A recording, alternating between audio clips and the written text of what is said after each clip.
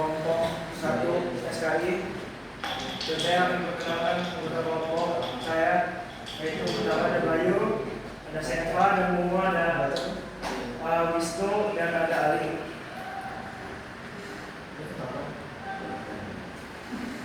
Oke, kelompok saya akan menjelaskan tentang teori masuknya Islam ke Indonesia. Yang pertama akan dibacakan Mumu.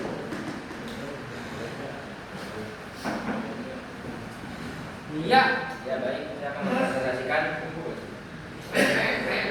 teori masuknya Islam ke Indonesia. Teori Islam masuknya Islam ke Indonesia atau teori Arab. Teori pertama mengungkapkan bahwa datang Islam ke Melayu secara langsung dari Arab. Salah satunya alasannya adalah karena mazhab yang dipegang oleh Muslim di Melayu termasuk Indonesia adalah mazhab Syafi'i yang lahir di semenanjung Arab. Islam dibawa oleh para pedagang Arab saat mereka menguasai perdagangan barat timur sejak awal abad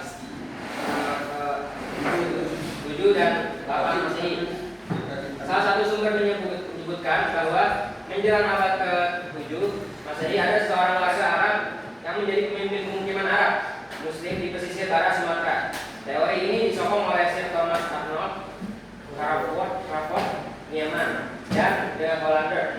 Juga beberapa sejarawan Indonesia seperti Hashmi Al-Abbas, Buya Hamzah, Hussein Jayaningrat, dan Muti Ali. Teori ini didukung sumber-sumber dari Cina yang menyebutkan bahwa menjelang perempatan 3 abad ke-7 Masehi, seorang pedagang Arab menjadi pemimpin pemukiman Arab Muslim di pesisir barat Sumatera.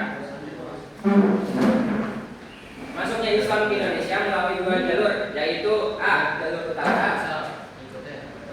Jalur utara dengan rute Arab dari Mekah dan Madinah, Damaskus, Baghdad, kemudian ke Gujarat dan Sri Lanka dan terakhir ke Indonesia.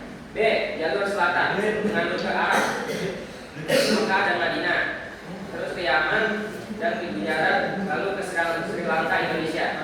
Al-Jumardi Azra, seorang cendekiawan Muslim, menambahkan bahwa pengaruh Arab. Bagaimana pendapat ini, Pak?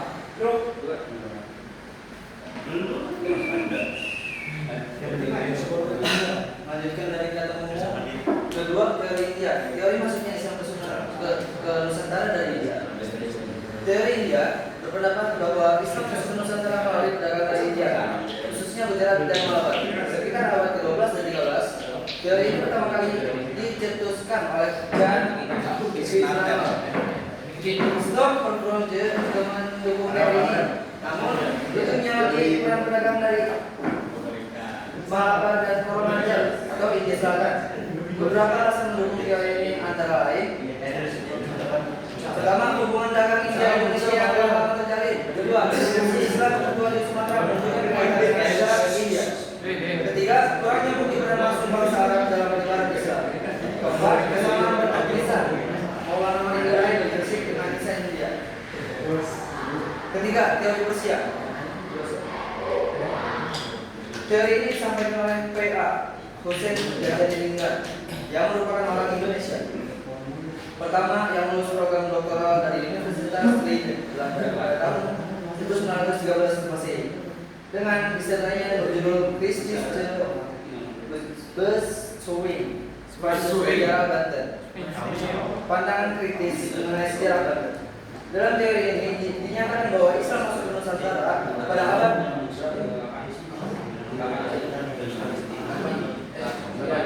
ke-8 Masehi di Sumatera yang berpusat di Samudra Pasifik, berasal dari Persia, bukan dari India maupun Arab.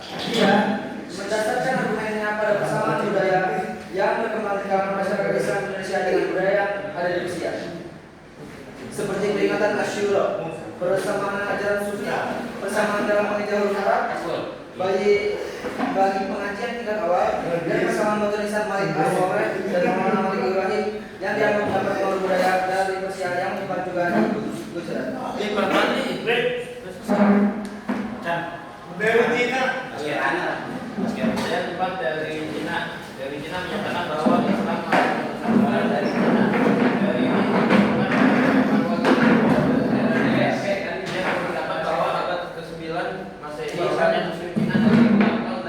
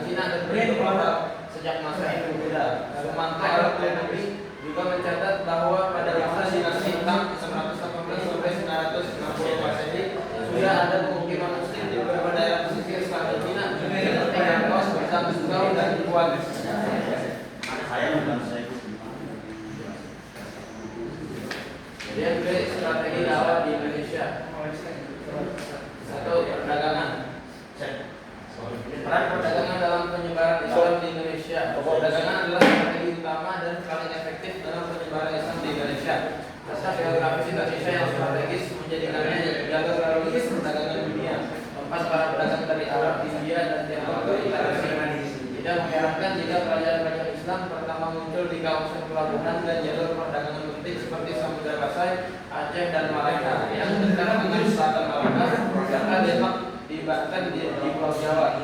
Berdirinya kerajaan-kerajaan ini selanjutnya semakin memperluas aktivitas perdagangan di wilayah-wilayah tersebut. Dua, pernikahan. Pernikahan juga menjadi cara penting penyebaran Islam di Indonesia. Banyak pedagang Muslim dari Timur Tengah, India, dan Tiongkok menetap dan menikahi penduduk lokal. Mereka mensyaratkan calon pasangannya untuk memeluk Islam sesuai syariat. Banyak penduduk lokal menyetujui sehingga mempercepat proses Islamisasi. Pendidikan sebagai bagian perubahan Islam. Pendidikan menjadi salah satu media bagi dalam perubahan Islam.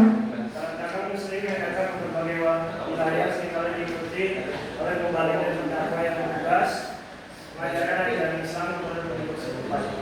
Utamanya adalah untuk berpuasa tidak mereka yang beragama Islam melalui dalam perdagangan politik, perkawinan atau fakta lainnya. Pembalik dan ulama ini kemudian mendirikan lembaga pendidikan untuk mengajarkan proses belajar di Jawa dan Madura. Lembaga ini dikenal dengan nama pesantren. Sementara itu di Minangkabau seperti Mansura di Aceh dikenal dengan Islam. Lembaga ini berfokus menjadi pusat pendidikan yang mengajarkan berbagai macam ilmu pengetahuan. Empat, kesenian atau budaya. Penyebaran Islam juga banyak manfaat kesenian dan budaya. Bukan sering terjadi asimilasi dan akomodasi antara ajaran Islam dengan adat istiadat setempat. Sebuah proses yang dikenal sebagai islamisasi. Salah satu contoh yang sangat terkenal adalah yang dilakukan oleh dengan ajaran sebagai menjaga misalnya secara publik oleh sesama yang mulia seperti ini dapat. Dalam setiap pertunjukan yang menggunakan ajaran Islam contohnya jimat dan masuk. Dia ada adaptasi dari kalimat adat serta kesenangan para pengetahuan yang syarat akan menjadi Islam. Contoh lainnya adalah penemuan abalan. Akan be ah.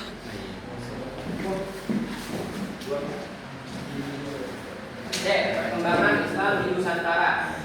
Perkembangan Islam di Sumatera. Penyebaran Islam di Sumatera sangat dipengaruhi oleh posisinya sebagai jalur perdagangan. Pedagang Muslim dari Timur Tengah, India, dan Cina berinteraksi dengan penduduk lokal sejak abad ke-7 Masehi, menyebarkan Islam saat menunggu musim angin. Bukti awal terlihat dari kerajaan Madura pasal yang didirikan Sultan Malik As-Soleh pada akhir abad ke-13 Masehi. Serta catatan Marco Polo, berbagai kerajaan Islam lain pun menyusul masyarakat Sumatera memeluk Islam secara massal karena kemudahan ajaran Islam yang universal. Asosiasi Islam dengan kemakmuran, pengajaran literasi, kemampuan penyembuhan, dan akhlak luhur para pedagang Muslim. 2. Perkembangan Islam di Jawa.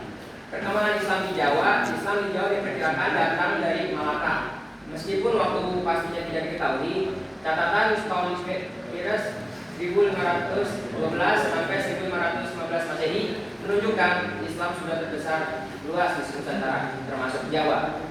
Bukti awal keberadaan Muslim di Jawa adalah catatan Mahuan 1416 tentang pelakiman Muslim di Gresik, serta penemuan desa-desa Islam dan akhir abad ke-13 Masehi di Troloyo, Trowulan, dan Gresik. Troyolo. Dan Gresik. Nisan Fatimah binti Maimun di Iran, Gresik yang tanggal 1802 Masehi menjadi bukti kedua masuknya Islam ke Jawa. Penyebaran Islam di Jawa seperti halnya di Sumatera berawal dari kota-kota pelabuhan seperti Tuban dan Gresik pada awal abad ke-15 Masehi. Kota-kota ini menjadi pusat awal penyebaran. Lalu luas ke Demak, Banten, Cirebon, dan Sunda Kelapa. Penyebaran ini didorong oleh konversi agama pada bupati pesisir, melemahnya kekuatan politik Majapahit, dan kepentingan ekonomi masyarakat pesisir di kota-kota tersebut. Kemudian berdirilah kerajaan-kerajaan Islam seperti kerajaan Demak, kerajaan Banten, dan kerajaan Cirebon. Kita sudah apa? Panggil belum. Keenam, perkembangan Islam di wilayah lainnya. Penyebaran Islam di Sulawesi, Kalimantan, dan Maluku. Penyebaran Islam di Sulawesi Selatan dimulai sekitar abad ke-16 Masehi di Kalimantan atau Banjarmasin pada abad ke-17 dan di Maluku pada abad ke-14 Masehi. Proses ini sangat dipengaruhi oleh jam perdagangan pelayaran internasional yang ramai. Terbukti dari pusat penyebaran Islam yang berada di wilayah pesisir dan Jawa. Berbeda dengan Jawa dan Sumatera, Islamisasi di Kalimantan dan wilayah timur banyak terjadi melalui pusat kekuasaan pada para raja dan penguasa Islam melalui pernikahan dengan pedagang muslim yang kemudian diikuti oleh rakyatnya. Di Kalimantan, suku asli Dayak yang menganut kepercayaan keharingan mendesak di pedalaman oleh kedatangan pendatang seperti Melayu, Cina, Jawa, Bugis, Makassar, dan Sulu. Kemudian muncul suku Banjar di Kalimantan Selatan yang merupakan keturunan pencampuran antara Melayu, Jawa, dan Nadi.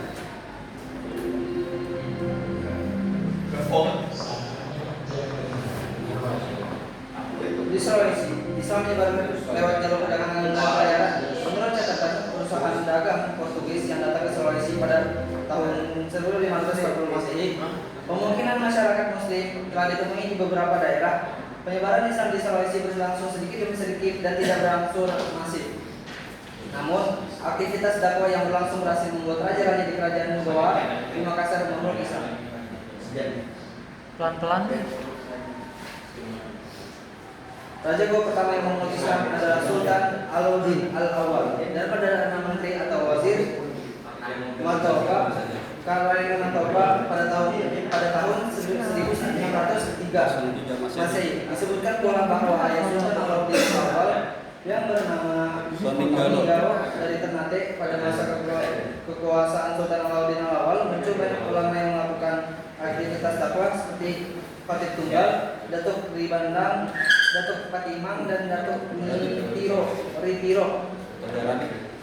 Mereka hanya bergelar Datuk tersebut merupakan ulama yang berasal dari Minangkabau, datang ke Makassar untuk tersebar hingga Kerajaan Bugis, Wajo, Sopeng, Sendereng, Tarnete, Luwu, dan Walopo menyebarkan Islam. Selanjutnya, Islam di Maluku terdapat 3 kerajaan Islam yang besar, yaitu Kerajaan Ternate, Kerajaan Tidre, dan Kerajaan Bacan. Kedatangan Islam di Maluku dibawa para pedagang yang datang dari berbagai negeri untuk berdagang hasil bumi dan bangsa. Hal ini membuat Islam datang ke Maluku terlebih dahulu sebelum datang ke Sulawesi dan Kalimantan. Sudah mulai dong. Jadi nanya. Pak telepon Pak. Dibuka seksi tanya jawab dulu. Saya perkenalkan nama saya Mas Eka. Tahu. Saya bilang, ini siapa? Nama. Ada biarin. Ini kan di penduduk Arab yang di bagian barat Sumatera kan ada itu pemimpinnya. Siapa nama pemimpin tersebut? Nih, kamu. Yang ini satu-satu ya. Jadi biar gak lupa teman yang tadi nanya terus dijawab dulu apa dulu. Jadi biar ini apa? kamu boleh dulu. Itu udah dicatat belum? Mau tuliskan berapa kan? Tuliskan. Kita dulu begitu kan. Tuh kameramen, Be, gua kameramen. Bukan. Oh iya, tuliskan ya. Sebutkan bukti-bukti. Oke, ngomong Maksudnya teori. Mas. Teori Islam. Cina. Iya, teori Cina. Bukti-buktinya melalui apa? Pertanyaan gue apa? Ini jawab apa? Tanya ngomong satu boleh dong.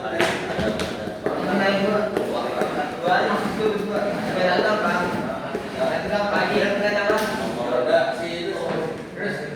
Apa saja bukti arkeologis dan historis tentang masuknya Islam di Nusantara? Coba selesai.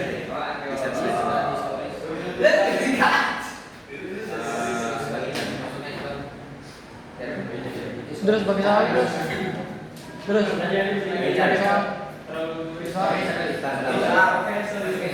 Masuk Islam tuh. Masuknya Islam di Nusantara. Di Nusantara ya. Berarti gantung apa saja Pakai penghasilan di Jawa. Jawab. Deh. I want to asking. Speak English. I want to ask. I want to x. I have question. Iya. Lagi. Ya. Apa? I have question. Yes. Oh, you want to hear? Yes. I'm first. Apa saja faktor-faktor keberhasilan Jawa? Apa saja? Susah Pak. Apa saja faktor keberhasilan Jawa? Faktor keberhasilan. I love Indonesia no English. Apa saja faktor? Apa saja? I love Indonesia no English. Dalam NKRI. Apa saja English? Masuk ke Islam di Jawa. Apa saja faktor? Di sini, woi, saya bertanya. Di Jawa. Woi, Iya benar kan sesi pertanyaan, Mek? Apa saja faktor-faktor keberhasilan Islam di Jawa? Vampir kelelawar. aduh, woi, Udah, Ali Wait, I have question. Yes, please. Please. Sir, I have question, sir. Apa yang dimaksud dengan konsep tunda? Di parel. Yes. Pak fokus kameranya begini. Ya. English person nih. Bayu nggak usah genggeran, Bayu. Thank you very much. Not terima kasih. This is because No, terima kasih. Arigato, yes. Pertanyaan berbohong. Ali berbohong. Dapat ada. Chan, jawab bahasa Inggrisnya Pancan. Jawab bahasa Inggrisnya Pan. Answer. Please answer the question. Man we give question. Man we give me Campur gitu. Man we give question nih. Aja mata. Ini kan nanya. Habis sholat Beli sholat. istirahat. Kenapa?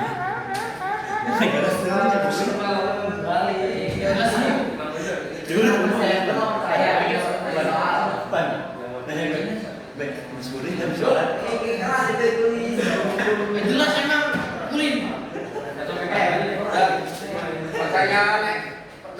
Pertanyaan ini kan mau dijawab sama Bayu. Farel dengerin Farel. Siap. Siapa pemimpin Arab Sumatera? Jawabannya tuh gak ada pemimpin juga secara umum. Sebagai pemimpin Arab. Semuanya diam. Cuma pedagang itu namanya datang ke Indonesia sudah dagang Oh, jadi nggak ada sebenarnya sih lebih tepat para ulama ya. Cuma memang ulama-ulama dahulu itu kan mindsetnya beda dengan ulama sekarang ya.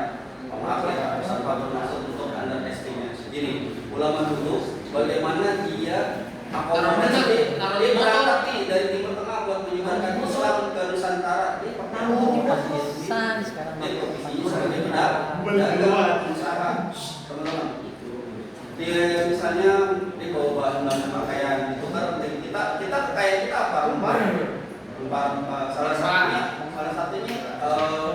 kayu garu Nusantara yang kalau di Tengah nilainya berat. Jadi kalau dibilang pedagang sebenarnya ulama cuma kebetulan profesinya pedagang. Terus katanya siapa lagi? Nah, dari Cina siapa? Dari Cina tadi siapa? Saya. Ipan. Sebelum dijawab pertanyaan Ipan, Ana mau nanya mantum dari teori Arab, Persia, Gujarat itu India ya sama Cina. Semuanya benar nggak tuh teori? Benar. Ini loh belum So tahu. jadi Korek. setiap teori itu tadi ketika kalau satu presentasi disertai bukti sama manuskrip kunonya ada tuh. Ini tokoh-tokoh Cina yang mengumpulkannya juga ada. Jadi kalau dari Arab itu dari kota mana tadi disebutin nama teman-teman kelompok satu? Madinah dan satu lagi Mekah. Itu kan pada fase periode ketika Sayyidina Husain di penggal kepalanya. Nah, anaknya itu Said Ali Zainal Abidin difungsikan. Ya, rutenya ya Gujarat, kemudian Yaman, kemudian kalau misalnya dia teori Persia ada beberapa keturunannya ke Persia dulu. Kalau sekarang jadi negara apa dah? Apa culture sih? Negara apa Persia sekarang jadi? Kazakhstan. Iran. Ya, Tahu cewek. Kemudian lewat jalur darat ada ke Cina dulu, baru sampai ke kita karena kita adanya di bagian Tenggara, mungkin disebut Asia Tenggara. Jadi semuanya saling berhubungan sebenarnya. Semua keturunan itu saling menyebarkan Islam sampai ke pelosok Nusantara. Makanya antum kalau lihat di daerah Thailand ada nggak yang muslimin? Banyak. Thailand bagian apa utara apa selatan? pusat. Terkenal dengan suku depannya P. Palu. Ada. Patani. Padang di Thailand juga.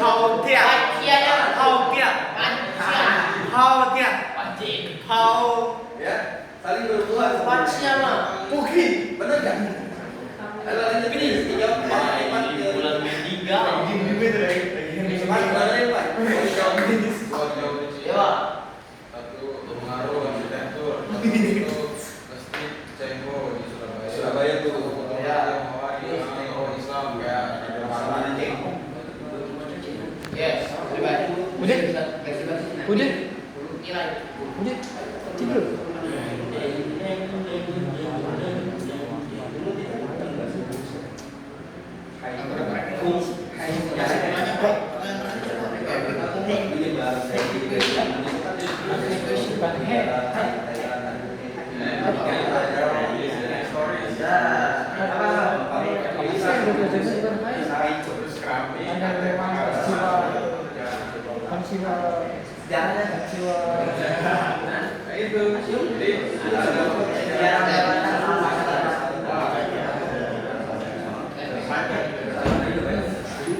Lu ada bahasa itu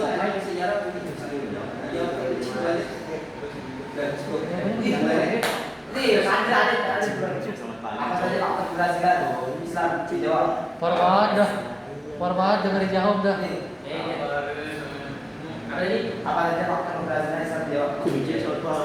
Apa saja faktor keberhasilan masuknya Islam di Jawa? Berhasil masuk Islam di Jawa dipengaruhi oleh beberapa faktor, termasuk peran perdagangan, peran ulama, dan penyebaran melalui jalur pendidikan, serta pengaruh politik dan budaya. Hai.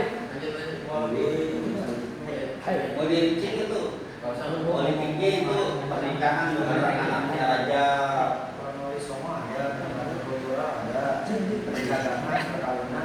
Singkat kamu itu bagi culture ya. Gini culture lu.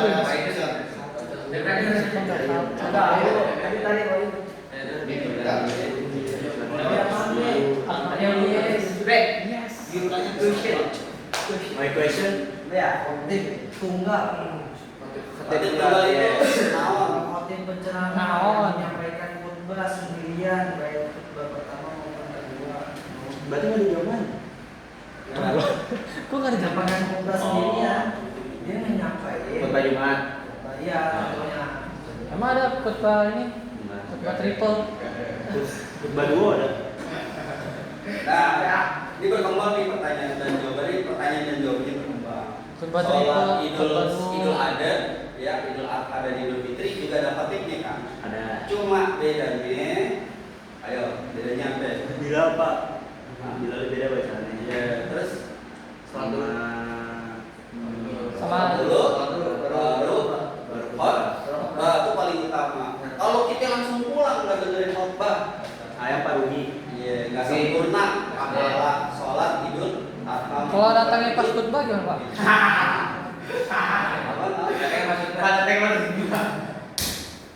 Ada lagi, ayo ada yang masih ingat. Ini kita berkembang ya sambil ngabisin waktu tapi dapat ilmu. Tadi udah dikasih kesempatan istirahat banyak 20 menit, bener nggak? Jadi semuanya dapat istirahatnya dapat, ilmunya dapat. Ada lagi, ayo dengerin masih ingat nggak? Tadi sholat Jumat, kemudian sholat Idul Adha, Idul Fitri dan Idul Adha di Bali. Sholat dulu, baru khutbah ya kan? Khutbah pertama dan khutbah kedua. Ada lagi khutbah kalau ada peristiwa tertentu, ayo. Contoh, khutbah juga.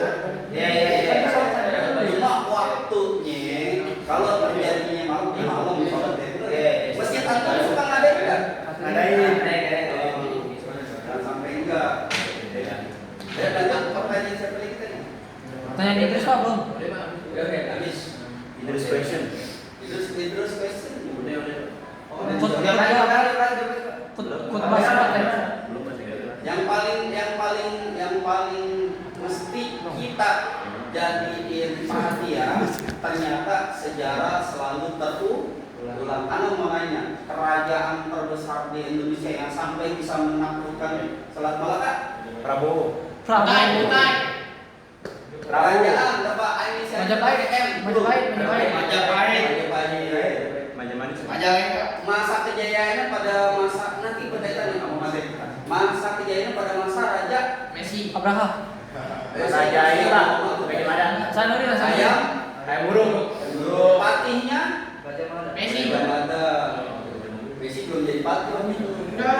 Masih dicari bakat. Nah, punya pendiri kerajaan Demak siapa? Messi. Sanuri. Raden Wijaksana. Wijaksono. Wijaya. Mana keturunan Raja Majapahit ya? Nggak ada yang bener. Farelwi. Hebatnya dakwah Wali Songo menyentuh politik. Siapa ini? Putra mahkotanya didakwai masuk Islam dan menjadi raja pertama kerajaan Demak Islam. Nah, ada di Mataram kuno. Jadi kalau mau diberontak ya anak sendiri. Ada perasaan psikologi nggak? Ada. Ini gue Raja Majapahit. Ini Buddha. Ini tapi begitu pas melihat kerajaan Islam Demak, ya masih keturunan Raja Majapahit. Ada ikatan psikologi. Itu pengulangan sejarah nggak? Ya, pengulangan sejarah. Bagaimana Rasulullah mengikat keluarga besarnya Sayyidina Utsman bin Affan dengan pernikahan. Mengikat kabilahnya Sayyidina Abu Bakar dengan pernikahan. Dan yang terakhir mengikat persaudaraan dengan Sayyidina Utsman dengan pernikahan. Contoh yang menantu ini kan juga Kalau Om Idris Pak. Babut belum ada. Om Idris Habib Rizik katanya. Dan itu teman-teman, paham nggak nih di belakang? Sip. Pak Hitung, terus lanjut. Pertanyaan udah habis. Saya belum nanya. Pertanyaannya sudah habis. Ada yang nanya? Saya belum nanya Pak. Enggak ada habis. Kalau ada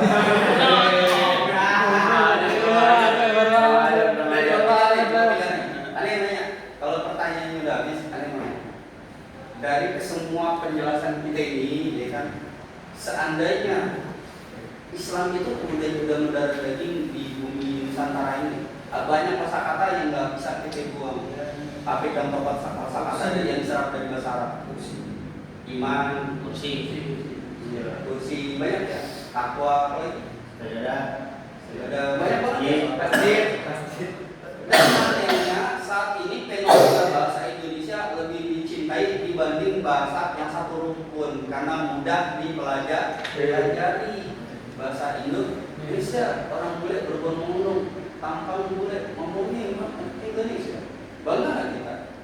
Tapi kita juga harus belajar bahasa internasional, yaitu bahasa Inggris. Jadi kalau Arab mau dihilangin dari Indonesia bisa. Orang dari bahasa aja kita ketergantungan sama Arab. Tidak bisa. Dari sisi bahasa kita ketergantungan sama kosakata bahasa A. Dari sisi budaya ada nggak? Anda bicara dulu deh. Boleh Pak, boleh. Dari sisi budaya ada nggak? Suku. Contoh suku Betawi sepanjang sama Betawi. Pengantin pakai peci gitu. Kalau lagi acara lamaran ada sholawat dustur. Sholawat dulu baru boleh masuk ke pengantin laki-laki. Contoh doang nih. Farel mau ngelamar si A, gitu kan? Tak dulu sebelum diterima. Baca sholawat dulu. Setelah palang pintunya selesai. Palang pintunya selesai dulu. Kalau udah selesai dari jatuhin yang mempelai perempuan, kalau kagak jatuh kagak kawin. Kalau zaman dulu beneran karena dulu banyak yang bisa sih. Kalau kagak bisa jatuh nggak bakalan nikah tuh sampai kapan pun kan nggak bisa ngejatuhin. Kalau sekarang kayak gitu kagak ada yang kawin adat Betawi. Makanya dibikin drama, bohongan, pura-pura jatuh dari calon mempelai perempuan. Kalau nggak nangis pada nggak jadi kawin. Astaga. Dia kagak jatuh, udah kawin lari. Terus habis setelah itu baru pakai salawat Terus tuh banyak deh ya budaya-budaya suku-suku di Nusantara ini yang terasimilasi, percampuran antara budaya Arab dengan budaya lokal bercampur. Ada juga yang membentuk satu budaya baru. Ikut tuh teman-teman nih. Budaya Aceh. Iya deh. Pentum? Nah. Tuh. Terus ada lagi? Kalau enggak ditutup. Wah. Sejarah itu tuh ngingetin nama tempat, nama tokoh, kejadian, bete. Kalau kita nggak pakai ini, nggak pakai 3 dimensi. Itu 3 dimensi, nggak cuma dengar tapi mata ngeliat. Kan kayak gitu. Jadi kita nggak ngantuk, nggak bete. Bener? Karena itu mata pelajaran wajib sejarah. SKI, baik maupun sejarah. Kalau udah selesai nggak ada pertanyaan lagi dari kelompok 2. Jadi kelompok 1 nih teman-teman jangan khawatir, mereka pertanyaan banyak. Kan begitu mereka takut banyak yang ya, itu sebenarnya 20, ada 40. Jadi nggak? Berarti apa? Gak boleh bahas dendam Pak, dosa. Besar ya. Kalau di bangku perkuliahan, nanti antum semua ketika di bangku perkuliahan lebih kompetitif. Wow, bisa diserang dengan pertanyaan harus bisa jawab. Nanti ketika mereka tampil dan dia itu menimbulkan kreativitas. Gimana caranya jawab pertanyaan yang sulit? Kalau jawab pertanyaan gampang nggak ada beban. Kalau pertanyaan sulit, ada tantangan nggak? Ada banyak. Pintom? Rondom. Ada tetap deh. Nama itu? Kelompok 1. Itu namanya matematik ya. Oke, kami dari kelompok 1 menyampaikan terima kasih atas semuanya yang sudah Pantau nih. berpartisipasi. Saya tutup. Assalamualaikum warahmatullahi wabarakatuh. Waalaikumsalam warahmatullahi wabarakatuh.